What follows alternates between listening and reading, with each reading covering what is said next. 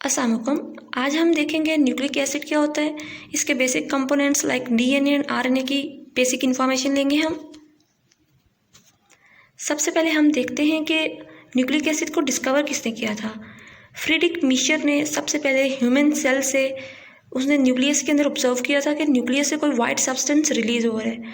तो उसने कहा था कि ये न्यूक्लियस से रिलेटेड है, तो हम इसको नाम देते हैं न्यूक्लियन का। उसके बाद इसको न्यूक्लिक एसिड क्यों कहा जाता है, एक्चुअली में ये एसिडिक इन नेचर होता है। अब माइंड में क्वेश्चन आएगा कि ये एसिडिक इन नेचर क्यों होता है, तो इसके पास फॉस्फेट ग्रुप प्रेजेंट होता है इनके अंदर, लाइक डीएनए एंड आरएनए के अंदर फॉस्फेट ग्रुप प्रेजेंट होता है। अब हम आगे देखेंगे कि फॉस्फेट ग्रुप कहाँ पर प्रेजेंट होता है। यहाँ पर मैं बेसिक बता देती हूँ कि ये न्यूक्लियोटाइड के पास प्रेजेंट होते हैं। आगे हम देखेंगे न्यूक्लियोटाइड क्या होता है और वो किन से मिलकर बने होते हैं, वो हम आगे देखेंगे। अब हम आगे देखते हैं कि ये इसके तकरीबन 30 to 40 ईयर्स इस पर कोई स्टडी नहीं की गई। उसके बाद after 30 to 40 years PA Levene एक साइंटिस्ट आया और उसने देखा कि डीएनए और आरएनए जो है वो 3 मेन कंपोनेंट्स प्रेजेंट होते हैं न्यूक्लियोटाइड के पास। हमने बात की पीछे कि न्यूक्लियोटाइड होता है डीएनए और आरएनए के पास, और वो जो एक न्यूक्लियोटाइड है वो 3 मेन कंपोनेंट से मिलकर बना होता है। फर्स्ट कौन सा कंपोनेंट है, 5 carbon sugar. Okay, first 5 carbon sugar है लाइक पेंटोज शुगर, और पेंटोज शुगर को हम राइबोज भी कहते हैं। ठीक है, अब जो डीएनए एंड आरएनए है उनके पास 2 टाइप्स की शुगर होती हैं, राइबोज या डीऑक्सीराइबोज। अब माइंड में क्वेश्चन आएगा कि हम डीऑक्सीराइबोज क्यों कह रहे हैं। असल में यहाँ पर डीऑक्सीराइबोज में जो कार्बन नंबर 2 है, यानी यहाँ पर OH नहीं प्रेजेंट होता, जो कि राइबोज के पास यहाँ पर प्रेजेंट है। ओके, तो हम जिसके पास OH हाइड्रोक्साइल ग्रुप नहीं होता कार्बन नंबर 2 पे, हम उसे डीऑक्सीराइबोज कहते हैं, और जहाँ पर OH प्रेजेंट होता है उसे हम राइबोज कहते हैं। ठीक है, और अगर कार्बन नंबर 3 यानी कि यहाँ पर भी अगर प्रेजेंट नहीं होगा ये वाला OH, तो हम इसे क्या कहेंगे, डीडॉक्सीराइबोज। ओके, नाउ हम नेक्स्ट चलते हैं। फर्स्ट कंपोनेंट कौन सा था, 5 carbon sugar like pentose sugar. Okay, second है नाइट्रोजन कंटेनिंग बेसिस। ओके, अब नाइट्रोजन कंटेनिंग बेसिस 2 टाइप की होती हैं इसके पास, प्यूरीन एंड पायरेमिडीन्स। प्यूरीन को प्यूरीन्स क्यों कहते हैं, क्योंकि ये डबल रिंग होती हैं।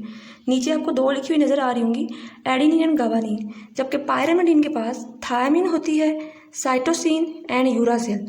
ठीक है, अब हमें पता है कि डीएनए एंड आरएनए 2 कंपोनेंट्स होते हैं न्यूक्लिक एसिड के पास।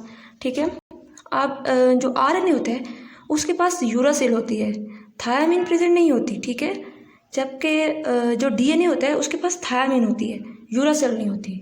ठीक है, वो हम आगे देखेंगे कि थायमिन ही क्यों होती है डीएनए के पास, यूरासिल क्यों नहीं होती। ठीक है, उसके बाद यहाँ पर मेन जो बात याद रखने की है वो ये है कि प्यूरीन और पायरेमिडीन 2 नाइट्रोजन कंटेनिंग बेसिस होती हैं। प्यूरीन के पास एडेनिन एंड गवानीन होती हैं, पायरेमिडीन के पास थायमिन, साइटोसिन एंड यूरासिल। ठीक है, 2 मैंने ऊपर लिखी हुई है लाइन के, 2 are amino in nature and 3 are keto in nature. मतलब देखें, एडेनिन के ऊपर कार्बन नंबर 6 यहाँ पर क्या अटैच है, अमाइनो, मीन्स के ये अमाइनो इन नेचर है। साइटोसिन के पास यहाँ पर अमाइनो अटैच है, हम कह रहे हैं ये अमाइनो इन नेचर है। ठीक है, उसके बाद लिखा हुआ है guanine, thymine and uracil are keto in nature. आप ऊपर टॉप पे देखें, यहाँ पर C डबल बॉन्ड O है, यहाँ पर भी C डबल बॉन्ड O, और यहाँ पर भी C डबल बॉन्ड O, तो हम इसे कह रहे हैं ये कीटो इन नेचर है। ओके, हम नेक्स्ट ले थर्ड कंपोनेंट। न्यूक्लियोटाइड के पास, एक न्यूक्लियोटाइड के पास 3 कंपोनेंट्स होते हैं। First pentose sugar, second nitrogen containing basis, इनमें से कोई एक न्यूक्लियोटाइड नाइट्रोजन कंटेनिंग बेस होगी किसी एक न्यूक्लियोटाइड के पास। ठीक है, और थर्ड है फॉस्फेट ग्रुप। ठीक है, हमने बात की थी पीछे कि न्यूक्लिक एसिड को एसिडिक क्यों कहते हैं, क्योंकि उसके पास फॉस्फेट ग्रुप होता है जो कि कार्बन नंबर 5 यानी कि यहाँ पर अटैच है, ये देखें। और कार्बन नंबर 1 पे क्या अटैच होता है, यहाँ पर हमारे पास नाइट्रोजन बेस है।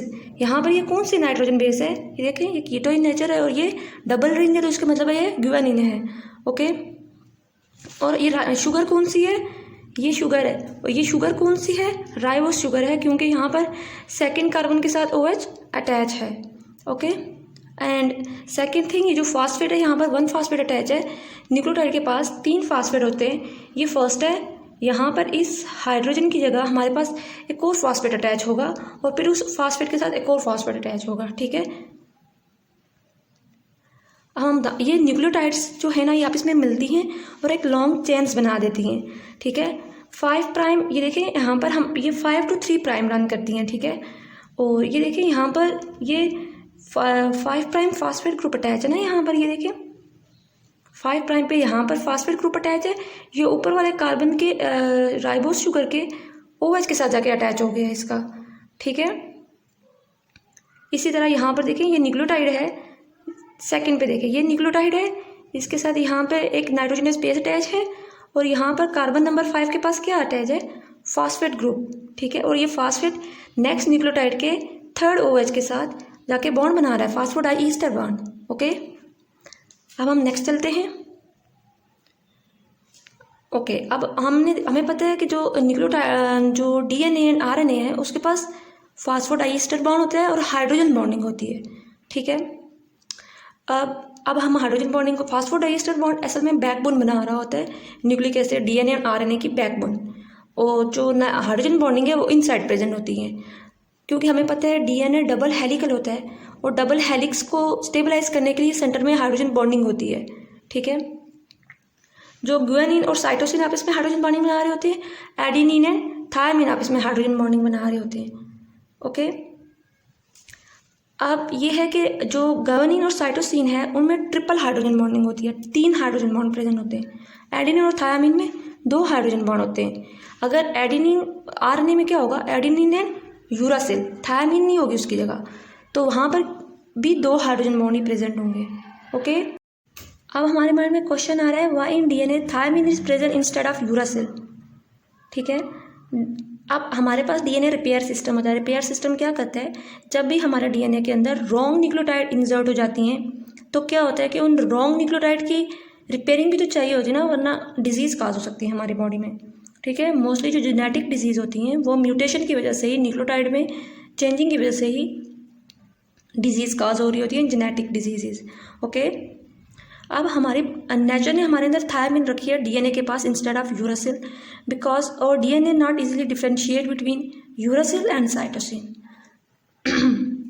तो नेचर ने यूरासिल की जगह थायमिन रख दी। अगर हमारा RNA के अंदर थोड़ी बहुत म्यूटेशन आ भी जाए तो वो ब्रेक डाउन हो जाएगा और न्यू RNA सिंथेसाइज हो सकता है from the gene which is present on the DNA, okay. अब यहाँ पर हम स्ट्रक्चर ऑफ DNA देखते हैं। सबसे पहले म्यूरेंस वेल्किन और रोसलैंड फ्रैंकलिन ने एक्स-रे डायफ्रैक्शन करके हमें न्यूक्लिक एसिड का स्ट्रक्चर बताया था। उसने बताया था कि जो न्यूक्लिक एसिड है, जो DNA है स्पेशली, वो डबल हेलिकल होता है। जो RNA है ना वो सिंगल स्टैंड होता है उसके पास, जो DNA है वो डबल स्टैंडर्ड होता है, ठीक है। अगर एक स्टैंड के अंदर गुआनिन है तो दूसरे स्टैंड के पास क्या होगा, गुआनिन किसके साथ हाइड्रोजन बॉन्डिंग बना रही होती है, साइटोसिन के साथ, तो ट्रिपल हाइड्रोजन बॉन्ड दरमियान में होगा और एक स्टैंड पे गुआनिन, दूसरी साइड पे साइटोसिन, ठीक है। ये बैकबोन देखें यहाँ पर येलोइश कलर में शो किया हुआ है कि हमारे पास बैकबोन किससे बनी हुई है, फॉस्फेट से, ठीक है। और इन साइड उन्होंने शो किया हुआ है कि hydrogen bonding between the nitrogen bases, okay. उसके अलावा उन्होंने बताया हुआ है कि एक हेलिकल टर्न, लाइक ये जो एक हेलिकल टर्न है यहाँ से लेके यहाँ तक, इसके पास 3.4 नैनोमीटर हेलिकल टर्न है यहाँ पर, और डायामीटर यहाँ से यहाँ तक ये इसका 2 नैनोमीटर है, ओके।